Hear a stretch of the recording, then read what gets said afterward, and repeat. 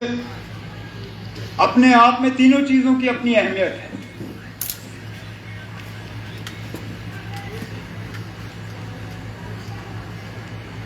जम्मू कश्मीर के लोग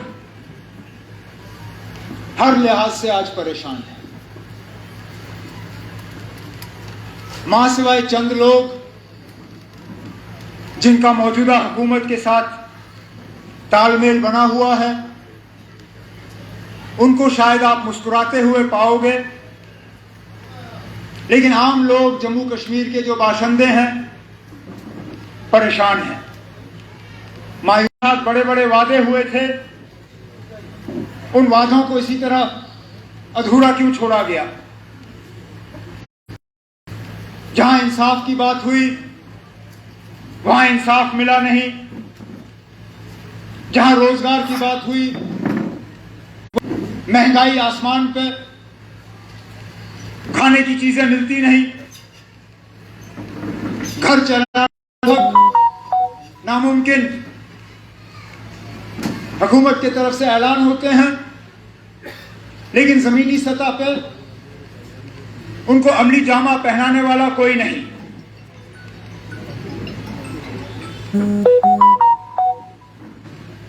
में जो मरकजी हुकूमत की तरफ से जवाब वहां डाला गया, मैं उसको बड़े गौर से पढ़ रहा था और बड़ी बड़ी ऊंची ऊंची बातें हुई वहां पे। जिस तरह सुरेंद्र जी ने अपनी तकरीर में कहा, कई सारी ऐसी चीजों का जिक्र उसमें हुआ जिनका इस हुकूमत से कोई लेना देना ही नहीं। मैं हैरान हुआ जब मैंने उसमें ऐसे पावर प्रोजेक्ट्स के नाम सुने जिन पावर प्रोजेक्ट्स का संग बुनियाद मेरी हुकूमत में रखे गए थे, लेकिन उनको भी 370 और 35A के साथ जोड़ने का काम। टूरिज्म, जैसे 2019 से पहले कोई टूरिस्ट जम्मू कश्मीर आया ही नहीं। अमन, जैसे इससे पहले जम्मू कश्मीर में कभी कोई अमन था ही नहीं। अरे जहां पे आप दावा कर रहे हो वहां पे इस चीज का भी जवाब दो कि वो नए इलाके कैसे मिलिटेंसी के शिकार हुए। अब पुंछ में जिस तरह के हमले देखने को मिले, रजौरी में जिस तरह के हमले देखने को मिले, अरे उसका भी जिक्र करते आप। सुप्रीम कोर्ट केस जो आपने फाइल किया, उस पर क्यों खामोश? जो लगातार एक के बाद एक पिछले 1-2 साल में माइनॉरिटीज को निशाना बनाया गया कश्मीर में, जो कई सालों से हमने नहीं देखा, उसका जिक्र क्यों नहीं किया आपने? उस पर खामोश क्यों? जिस G20 का आप थकते नहीं हो ढंढोरा पीटने में, उसके साथ ये भी कहते ना कि उस मीटिंग को वहां करने के लिए आपने श्रीनगर के लोगों को घर में कैद रखा। आपको बाकी मुल्क से पता नहीं कितने और हजार वहां पे फौज तैनात करनी पड़ी। एक एक जो बाहर से मेहमान आया उनको 2-2, 3-3 बुलेट प्रूफ गाड़ियां, अरे वो भी लिखते आप। फिर आप क्यों नहीं लिखते हो कि जब हमारे बेताज बादशाह इस रियासत के लेफ्टिनेंट गवर्नर साहब एक जगह से दूसरी जगह जाते हैं, 15 मिनट के लिए हमारा रास्ता बंद किया जाता है। मुझे याद है जब मैं घर से सेक्रेटेरिएट जाता था, ट्रैफिक लाइट के सामने मेरी गाड़ी रुकती थी,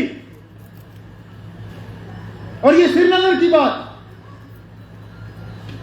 और फिर बत्ती चेंज हो जाती थी, मेरी गाड़ी निकल जाती थी। मेरे मिनिस्टर ट्रैफिक लाइट पे रुकते थे। यहां आज हाल ये है कि जब हमारे लेफ्टिनेंट गवर्नर साहब कहीं जाते हैं तो जितना वजीर आजम के लिए दिल्ली में रास्ता बंद होता है, उससे कई गुना ज्यादा श्रीनगर में हमारे लेफ्टिनेंट गवर्नर के लिए रास्ता बंद किया जाता है। मैंने खुद गिने गाड़ियां। नहीं, शेम नहीं ना, इनकी मजबूरी है, मजबूरी है क्योंकि हालात ठीक नहीं है, डरे हुए हैं। इसके बिना वो घर से निकलने के लिए तैयार नहीं। बदकिस्मती उनकी मेरे घर के सामने से गुजरना पड़ता है। टू टू टू टू टू टू मैं साइलेंस सुनता हूं, कहता हूं देखता हूं कौन गुजर रहा है। यकीन माने पहले 4 मोटरसाइकिल एक के बाद एक टू टू टू टू, तेरा रास्ता बंद करने का टाइम आ गया, बंद। उसके बाद जीपों में हाथ यूं यूं टू टू टू टू, रुको। बेचारा जिसकी गाड़ी साइड पे पार्क हुआ हो उसको तो कहते हैं हटाओ हटाओ गाड़ी यहां से, चलो यहां पार्किंग नहीं। जो स्कूल के बाहर अपने बच्चों को उठाने के लिए इंतजार कर रहे हैं, किसी की मां, किसी की बहन, किसी का ड्राइवर, कहते चलो हटो हट, ले जाओ गाड़ी।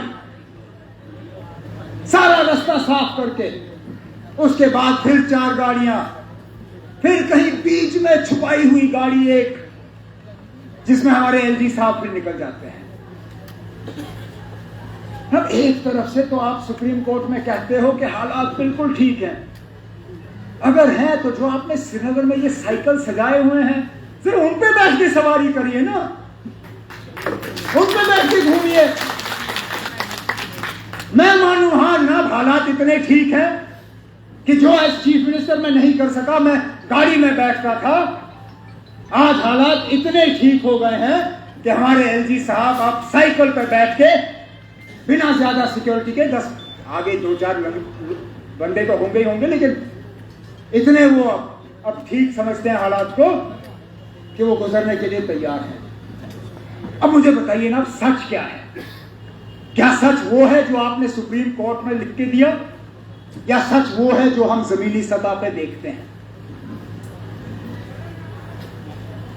कि बिना रास्तों को बंद किए हुए आप एक जगह से दूसरी जगह जा नहीं सकते हो क्योंकि मिलिटेंसी का इतना खतरा है, क्योंकि कहीं ना कहीं तो आप झूठ बोल रहे हैं। या तो ये रास्ता बंद करने का सिर्फ आपको शौक है, इसकी जरूरत नहीं है लेकिन आपको शौक हो गया तो आप कर रहे हो, या हालात इतने खराब हैं कि ये रास्ता बंद करना आपकी मजबूरी है।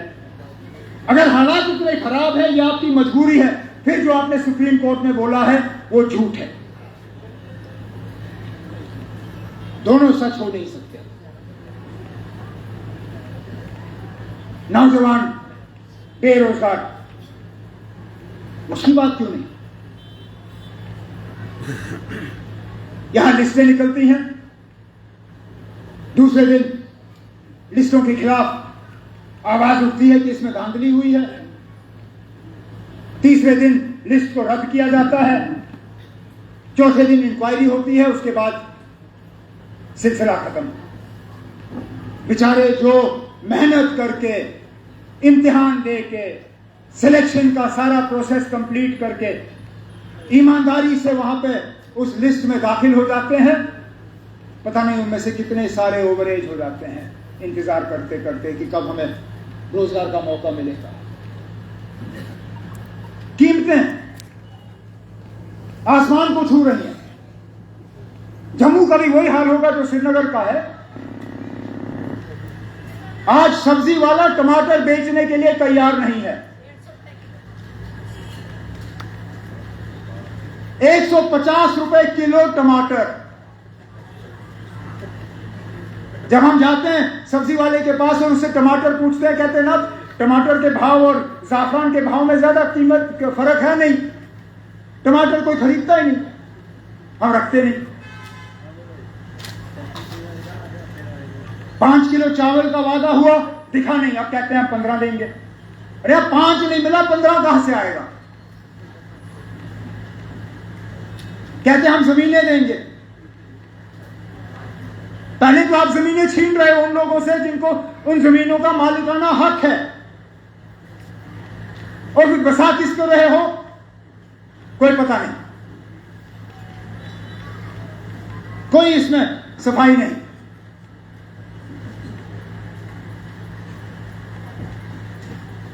तभी तो ये लोग परेशान हो जाते हैं जब कोई सियासी थोड़ी सी गर्मा गर्मी हो जाती है। ये सुरेंद्र जी हैं, इतने बहादुर हैं कि वो ये और मैं जानते हैं कितना प्रेशर इन पर लगा पिछले दिनों में। अब कुछ चीजें हैं जो हमें अपने आप तक मतलब रखनी है, लेकिन आप अंदाजा नहीं कर सकते हो कहां कहां से इसको दबाव आया। मैं कहता हूं वो लोग अगर इस रियासत को चलाने में इतनी मेहनत करते, जितनी मेहनत इन्होंने इसको रोकने पे की, अरे यहां तो लोग इतने मुतमईन होते, इतने खुश होते कि किसी और चीज की जरूरत ही नहीं होती। अरे किन किन ओहदों पे वो लोग बैठे हैं जिन्होंने इनको पकड़ने की कोशिश की, कितने अफसर इनके पीछे लगाए। मैं इन अफसरों से कहता हूं ना, जरा सा शर्म तो करो। आप लोग सरकारी मुलाजिम हो, आपको हर हुकूमत के साथ काम करना है। ये लोग आज हैं, हमेशा के लिए नहीं होंगे। मत करो, हमेशा के लिए नहीं होंगे। और मैं मानता अगर आपको अगले 6 महीने 1 साल में रिटायर होना है, फिर तो ठीक है, आप इन्हीं का साथ देते देते रिटायर हो जाए।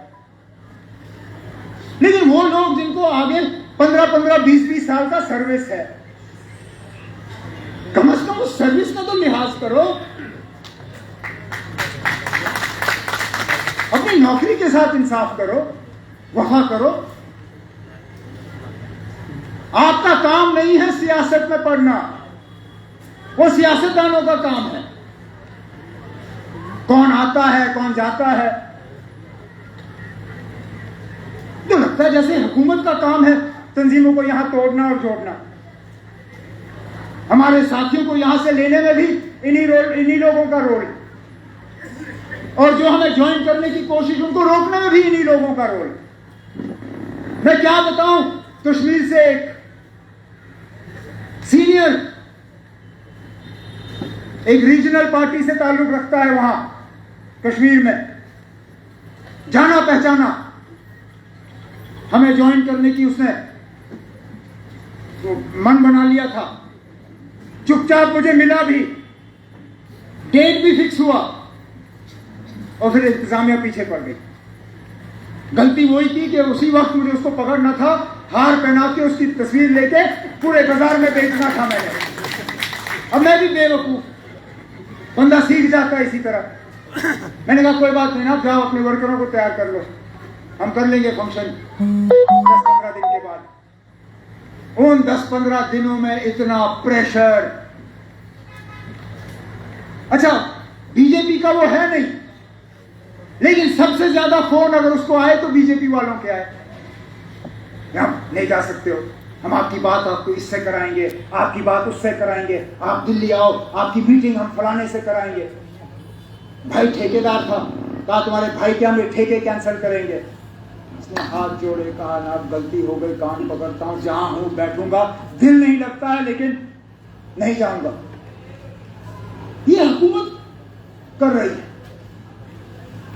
इसीलिए तो लोग परेशान हैं। तो बिल्कुल सही कहा सुरेंद्र जी ने, जो मैं कहने जा रहा था। अगर सारा कुछ ठीक है, अगर हम लोग किसी काम के नहीं, हम नालायक हैं, अगर आप कहते हो हम चोर हैं, आप कहते हो हमने हुकूमत की किसी का भला नहीं किया, आप लोगों ने 3-4 सालों में तूफान किया यहां पे, तो इलेक्शन क्यों नहीं? अरे भाई इलेक्शन क्यों नहीं? सुप्रीम कोर्ट में यह भी समझाइए कि क्यों 5 साल हो गए जम्मू कश्मीर को गवर्नर रूल के अंदर। आखिर क्या मजबूरी है?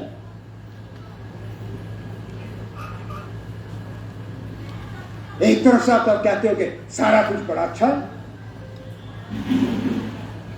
दूसरी तरफ से आप बाहर के मुल्कों में जाके जमहूरियत का वहां डंडोरा पीटते हो। Hindustan democracy, India is the mother of democracy. तो वो डेमोक्रेसी यहां आते आते क्यों रुक जाती है? जिस तरह विकास गायब हो गया, हर थाने में अब विकास का एफआईआर करना चाहिए कि भाई साहब विकास है तो गया कहां?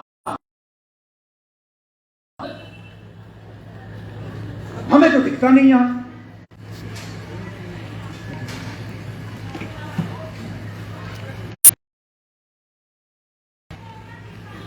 हमेशा के लिए नहीं होता है, बदलाव आना ही आना है। हमारा फर्ज बनता है कि हम लोगों तक पहुंच के करें, क्योंकि जिस दिन वो इम्तिहान हमारे सामने होगा